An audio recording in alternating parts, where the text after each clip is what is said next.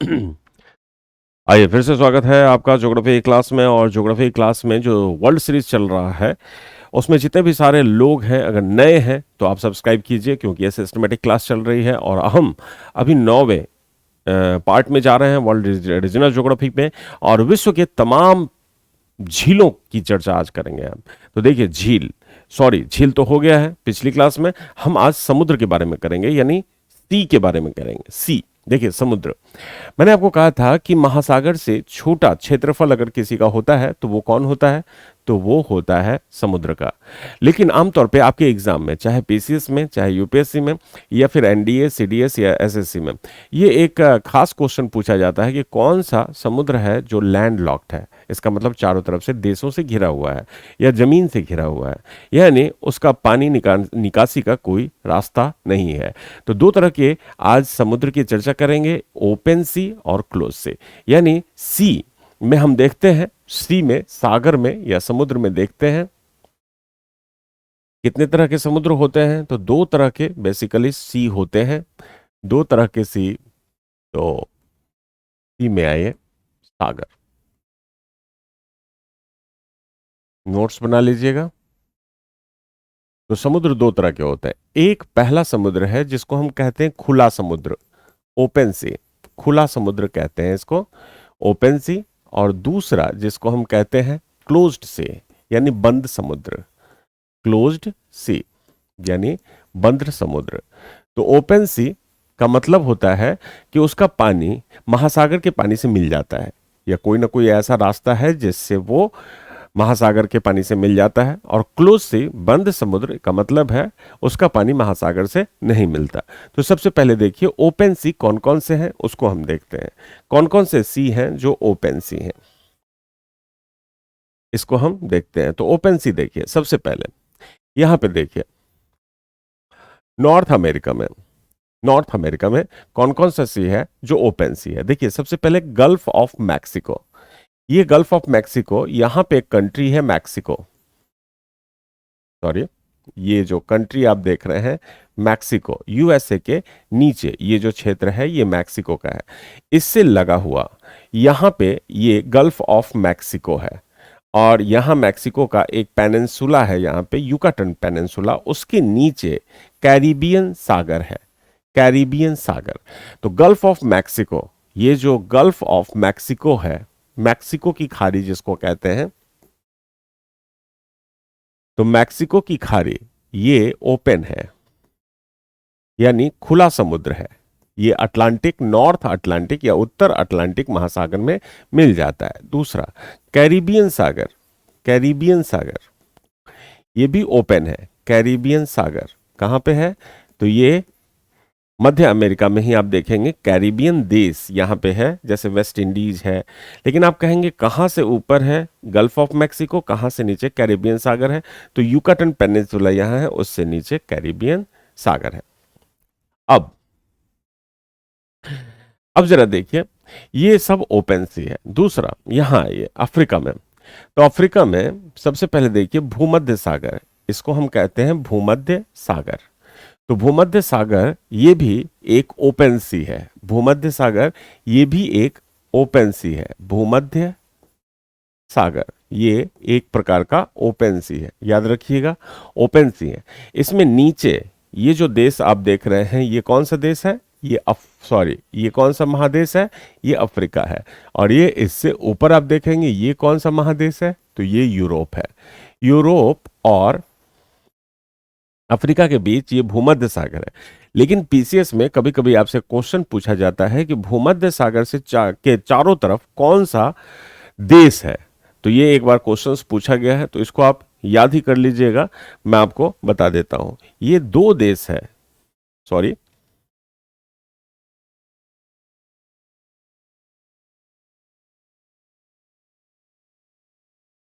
देखिए, तो भूमध्य सागर के चारों तरफ जो देश है ये कौन कौन सा देश है? तो सबसे पहले याद रखिएगा अल्जीरिया, 21 देश है जो इसके चारों तरफ है। उसके बाद है अल्बानिया, उसके बाद है बोस्निया हर्जोगोविना, बोस्निया हर्जोगोविना। उसके बाद है क्रोएशिया, उसके बाद है साइप्रस, उसके बाद है मिस्र, उसके बाद है फ्रांस, उसके बाद है ग्रीस, उसके बाद है इजराइल, और उसके बाद है इटली, उसके बाद है लेबनान, उसके बाद है लीबिया, उसके बाद है माल्टा, उसके बाद है मोनाको, उसके बाद है मोंटेनेग्रो, उसके बाद है मोरक्को, उसके बाद स्लोवानिया, उसके बाद है स्पेन, उसके बाद सीरिया, उसके बाद ट्यूनीसिया, और उसके बाद तुर्की। तो ये सारे देशों में आप देखेंगे, जैसे अल्जीरिया, ये कहाँ का कंट्री है? तो ये अफ्रीका का कंट्री है। अल्बानिया, ये कहाँ का कंट्री है? अल्बानिया, अल्बानिया कहाँ का है? तो ये अल्बानिया यूरोप का है। बोस्निया हर्जोगोविना कहाँ का है? तो ये भी यूरोप का है। क्रोएशिया कहाँ का है? तो ये भी यूरोप का है। साइप्रस कहाँ का है? तो ये भी यूरोप का है। मिस्र कहाँ का है? तो ये अफ्रीका का है। फ्रांस कहाँ का है? तो ये फ्रांस कहाँ का है? तो ये यूरोप का है। ग्रीस कहाँ का है? ये भी यूरोप का है। इजराइल कहाँ का है? ये एशिया का है। इटली कहाँ का है? ये यूरोप का है।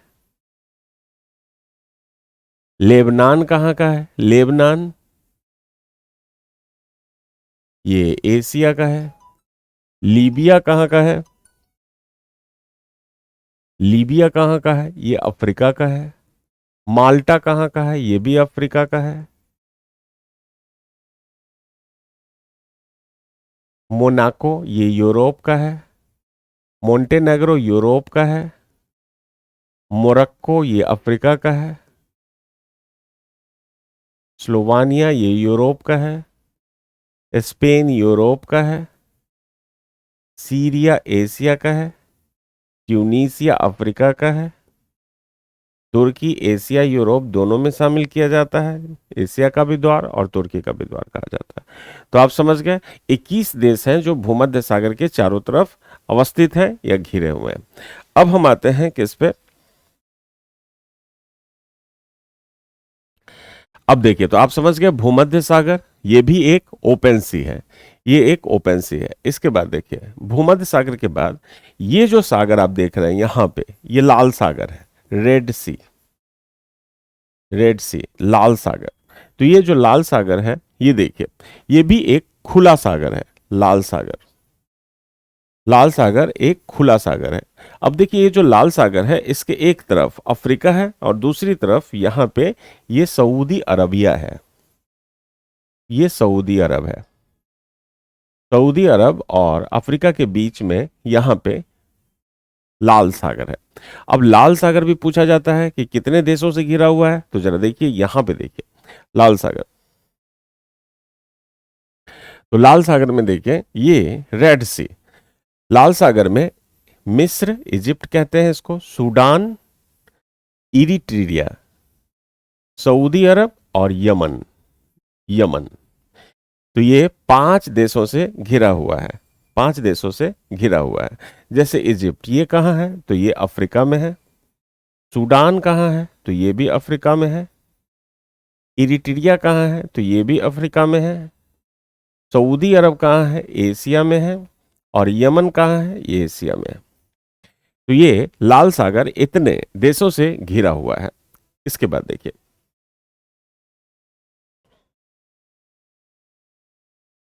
उसके बाद देखिए, अब लाल सागर के बाद आप आएंगे काला सागर में, ब्लैक सी, ब्लैक सी, काला सागर। तो काला सागर भी एक तरह से लैंडलॉक्ड नहीं कहा जा सकता, भू अवध नहीं कहा जा सकता। क्यों? क्योंकि काला सागर में आप देखिए, एक तरफ अगर ये काला सागर है, तो इस तरह ये स्ट्रक्चर बना हुआ है, इस तरह ये स्ट्रक्चर बना हुआ है। ये देखिए, अगर ये स्ट्रक्चर आप देखेंगे तो ये काला सागर है, ब्लैक सी है,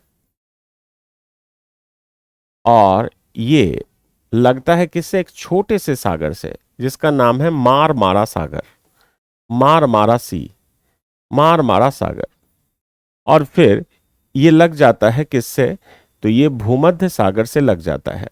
फिर इधर भूमध्य सागर है। तो काला सागर, मारमारा सागर, फिर भूमध्य सागर। तो इसका पानी जुड़ा हुआ है, इसलिए हम नहीं कह सकते कि काला सागर एक ओपन सी है। काला सागर एक ओपन सी है। तो आप समझ गए। तो यहां पे मारमारा सागर और काला सागर को जोड़ने वाला एक जल संधि है, इसको हम बासपोरस कहते हैं। बासपोरस जल संधि कहते हैं। और इसी तरह से भूमध्य सागर को मारमारा सागर से जोड़ने वाला एक जल संधि है, इसको डार्डेनेल्स कहते हैं। डार्डेनेल्स जल संधि कहते हैं। इसी तरह से सी ऑफ मारमारा आप याद रखिएगा, इधर है। यहाँ काला सागर ये हुआ और भूमध्य सागर इसी के बीच में। जब गौर से आप देखेंगे एटलस को तो उसमें आपको पता चलेगा। अब जरा देखिए, काला सागर के अलावा बहुत सारे समुद्र हैं जो ओपन हैं। जैसे यहां पे देखिए, बहुत सारे समुद्र हैं जो ओपन है। जैसे यहां देखिए, सी ऑफ ओखोटस्क जो रूस के पूर्वी भाग में है। बेरिंग सी, ये भी आप जानते हैं, जहां पे बेरिंग जल संधि है। तो बेरिंग सी और सी ऑफ ओखोटस्क, बेरिंग सागर। इसके बाद ओखोटस्क सागर, ओखोटस्क, ओखोटस्क सागर ये क्या है? रूस के पूर्वी भाग में है, पूर्वी भाग में है। इसी तरह से जापान सागर, ये है जापान सागर, सी ऑफ जापान, ये भी ओपन है। ईस्ट चाइना सी, पूर्वी चीन सागर, ये भी क्या है? ये भी एक क्या है? खुला समुद्र है। इसी तरह से यहां पे देखिए, ऑस्ट्रेलिया में तिमोर सागर, तिमोर। और यहां पे एक सागर है जो ऑस्ट्रेलिया के पूर्वी भाग में है, इसको कहते हैं कोरल सी, कोरल सागर, जहां पे ग्रेट बैरियर रीफ है, विश्व का सबसे बड़ा मूंगे की चट्टानों का क्षेत्र 2200 किलोमीटर में। तो इसका मतलब है कि प्रशांत महासागर में जो एशिया का पूर्वी भाग है उसमें ओखोटस्क सागर हो गया, जापान सागर हो गया, ये सब खुला समुद्र है। जापान सागर हो गया, पूर्वी चीन सागर हो गया, पूर्वी चीन सागर, ये सब खुला समुद्र है, याद रखिएगा, ये सारे खुला समुद्र है। इसके इसके अलावा तिमोर सी, तिमोर सागर ऊपर लिख देता हूं मैं, तिमोर, तिमोर सागर, कोरल सागर, कोरल सागर, ये सब सागर क्या है? ये सब ओपन सी है, ओपन सी। इसके अलावा यहां देखिए, पश्चिम से पूरब की तरफ अगर जाएंगे आर्कटिक ओशियन में, यूरोप से एशिया यानी यूरेशिया में, तो देखिए यहां पे नॉर्वे सी मिलेगा, नॉर्वे सागर। उसके बाद बैरेंट सी मिलेगा, बैरेंट सी, नॉर्वे सागर, यहां पे लिख देता हूं मैं, यहां पे बैरेंट सागर, बैरेंट सागर, यहां पे व्हाइट सी, यहां पे व्हाइट सी, उजला सागर जिसको कहते हैं, उजला सागर, कारा सी और लैपटॉप सी, कारा सी, कारा सागर, और ये लैपटॉप सागर, लैपटॉप, लैपटॉप सी, लैपटॉप से। तो आर्कटिक सी में आप पश्चिम से पूरब की तरफ जाएंगे, नॉर्वे सागर, बैरेंट सागर, उजला सागर थोड़ा सा धसा हुआ है अंदर, रूस के अंदर में है थोड़ा क्षेत्र, कारा सी, लैपटॉप सी। तो पश्चिम से पूरब की तरफ इस तरह से वो सारे समुद्र जो मैंने आपको ऊपर में दिखाए हैं, ये सारे समुद्र क्या है? ये सारे समुद्र घिरे हुए समुद्र है। तो घिरे हुए, सॉरी, खुले समुद्र है। इसके अलावा देखिए, खुले समुद्र में नॉर्थ सी भी शामिल है, उत्तर सागर यानी उत्तर सागर, ये भी शामिल है, उत्तर सागर। अब उत्तर सागर ये कहा जाता है दुनिया का सबसे छिछला समुद्र है। छिछला का मतलब समझते हैं? तो छिछला का मतलब होता है कि सबसे कम गहराई वाला, और इसी में विश्व का सबसे बड़ा बैंक है। याद रखिएगा, विश्व का सबसे बड़ा बैंक किसको कहते हैं आप? बैंक का मतलब हो मत्स्य क्षेत्र, विश्व का सबसे बड़ा बैंक है ये बैंक उत्तर सागर में है जो ग्रेट ब्रिटेन का बैंक है। इसी तरह से यहां पे ब्रिटेन के नीचे सेल्टिक सी है, सेल्टिक सी, ये भी एक खुला सागर है, ये भी एक खुला सागर है। इसके अलावा बाल्टिक सी, ये जो बाल्टिक सी है ये बाल्टिक देशों से घिरा हुआ है, बाल्टिक देशों से घिरा हुआ है, तो बाल्टिक सागर है। ये सब ओपन सी है जिसकी मैं अभी बात कर रहा हूं, ये सारे ओपन सी हैं। अब जरा आपको मैं बताता हूं क्लोज्ड सी कौन कौन से हैं। क्लोज्ड सी जरा देखिए कौन कौन से हैं, मैं इसको मिटा देता हूं। क्लोज्ड सी कौन कौन से हैं जरा देखिए, क्लोज्ड सी, तो क्लोज्ड सी में आएंगे तो कौन कौन से हैं क्लोज सी, जरा देखिए क्लोज सी। बंद सी में कैस्पियन सागर को ले सकते हैं, कैस्पियन, कैस्पियन सागर, ये बंद सागर है, कैस्पियन सागर। अब आपसे ये भी पूछा जाता है कि कैस्पियन सागर ये घिरा हुआ है कौन कौन से देश से, ये घिरा हुआ है कौन कौन से देश से। तो देखिए कैस्पियन सी, यहां देखिए कैस्पियन सी ये जो है किससे किससे घिरा हुआ है, कौन कौन से देश से, रूस से, ईरान से, अजरबैजान से, कजाकिस्तान से और तुर्कमेनिस्तान से। तो आप जानते हैं ये सारे देश एशिया के देश हैं, ये घिरा हुआ है। इसके अलावा काला सागर जो मैंने आपको बताया है उसमें भी याद रखिएगा, काला सागर यूक्रेन, रूस, जॉर्जिया, तुर्की, बुल्गारिया और रोमानिया, इतने से घिरा हुआ है। तो जो कुछ खास समुद्र हैं वो आपसे पूछे जाते हैं कि कौन कौन देशों से घिरे हुए हैं, तो उसको आप राइट डाउन करते रहिएगा कि कौन कौन से देश से वो घिरे हुए हैं। अब जरा देखिए, अब अगर मैं आपसे कहूं कि ये जो रीजन है,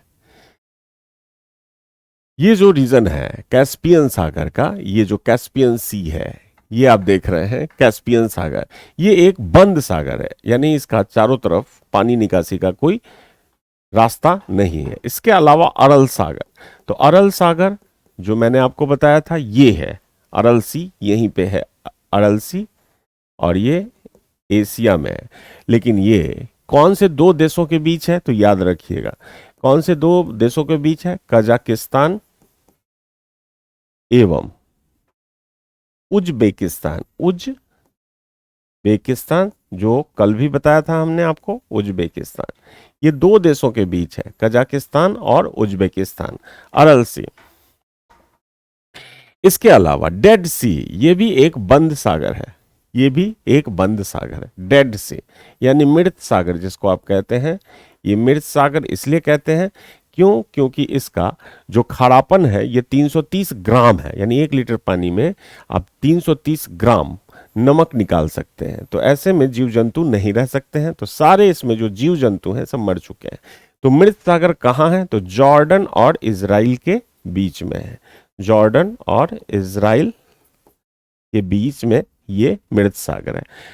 तो ये सारे जो समुद्र हैं, कैस्पियन सी, अरल सी, डेड सी, ये सब बंद सागर हैं।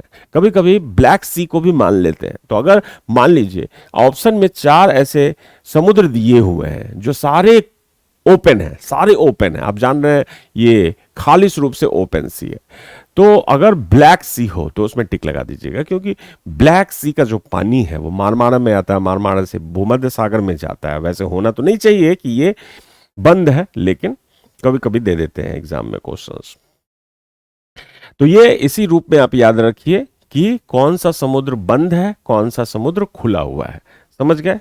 तो आप एटलस पे भी वर्क करते रहिए और एक नोट्स भी बनाते रहिए, और ज़्यादातर कोशिश कीजिए कि मैप खुद हाथ से बना लें। उसमें आपको क्या रहता है कि कॉन्फिडेंस बना रहेगा। मान लीजिए आगे आप पीसीएस वगैरह दें तो उसमें आप वर्ल्ड मैप पे काम कर सकते हैं, शो कर सकते हैं। अगर ऑप्शनल है तो उसमें बेहतर हो जाएगा आपका।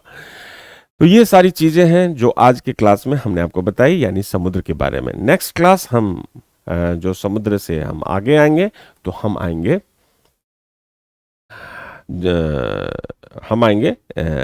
जल संधियों में, या फिर हम आएंगे दूसरा जो चैप्टर होगा वर्ल्ड ज्योग्राफी का, वो जल संधियों में आएंगे, या फिर उसके बाद नदियों में आएंगे। तो आज की क्लास यहीं समाप्त होती है। Thank you very much.